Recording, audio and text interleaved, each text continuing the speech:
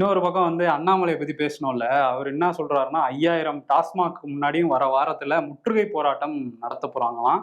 ஏன்னா ஒரு 40% வந்து அந்த டாஸ்மாக் வருமானத்துல கணக்குல வராத வருமானம் தான் இருந்திருக்காம். அதெல்லாம் கண்டுபிடிச்சிருக்காங்களாம்.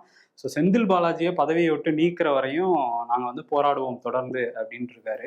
5000 டாஸ்மாக் கடைக்கு முன்னாடி போராட போறதா சொல்லியிருக்காரு. அவ்வளவு ஆட்கள் வேணுமே பாஜகல.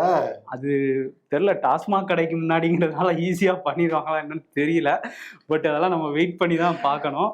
அத மது பிரிவுகளை சேர்த்து எதிர்ப்பு தெரிவிச்சாங்கன்னு சொல்லிடலாம்ல, கூட்டத்தை காமிச்சிடலாம். தமிழ்நாட்டுல எப்ப போனாலும் கூட்டமா இருக்கிற ஒரே இடம் பாக்குறப்ப அது டாஸ்மாக் தான்.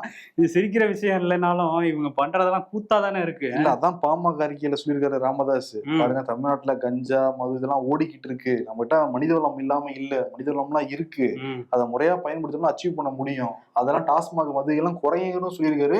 இன்னொன்னு என்ன, அந்த டாஸ்மாக் பத்தி பேசுறப்ப இது வந்து சிபிஐக்கு மாத்தணும். அந்த அமலாக்கத்துறை ரைட் பண்ணாங்களா டாஸ்மாக் அலுவலகம், நிறைய வீடியோ ரைட் பண்ணாங்கல்ல, இது சிபிஐக்கு மாத்தணுங்க ஜி அப்படின்ற. அமலாக்கத்துறை மேல நம்பிக்கை இல்லையா? அதுவும் ஜி அங்க இருந்து வந்ததுதானே ஜி டெல்லியில இருந்தா கூட அமலாக்கத்துறை பல்வேறு இடங்கள்ல போக்கஸ் பண்ணிட்டு இருக்காங்கல்ல.